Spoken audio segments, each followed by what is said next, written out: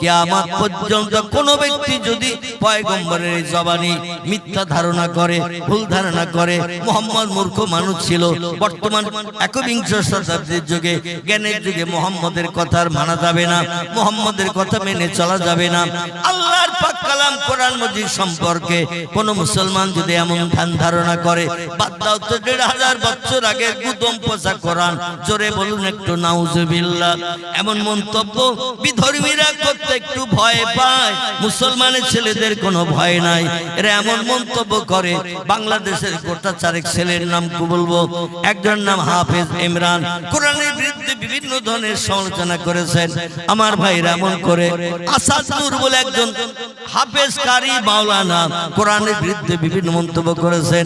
আমার ভাইরা বলছেন আল্লাহর কোরআনে আল্লাহ সব ভুলভাল তত্ত্ব দিয়েছে, আসলে কোরআন আল্লাহর বাণী না, কোরআন হলো মুহাম্মাদের কথা।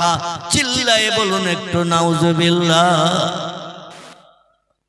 বর্তমান একবিংশ শতাব্দীর যুগে এই কিছুদিন আগে তোলপাড় হয়েছিল মোবাইল মেশিনে, অসীম সরকার বলে একজন মন্তব্য করেছিল না কোরআনের বিরুদ্ধে, ইসলাম শরীয়তের জ্ঞানগম্য কিছু নাই, শরীয়ত সম্পর্কে কিছুই জানে না, কোরআন হাদিসের জ্ঞান কিছুই রাখে না।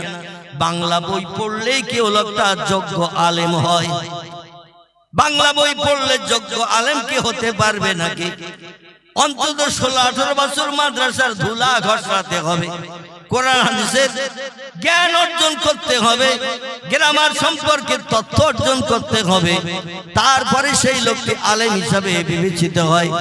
কোরআন হাদিসের কোনো জ্ঞান নাই। আমি শুনলাম খবরে, যাই হোক আমি তো বড় মেশিন ব্যবহার করি।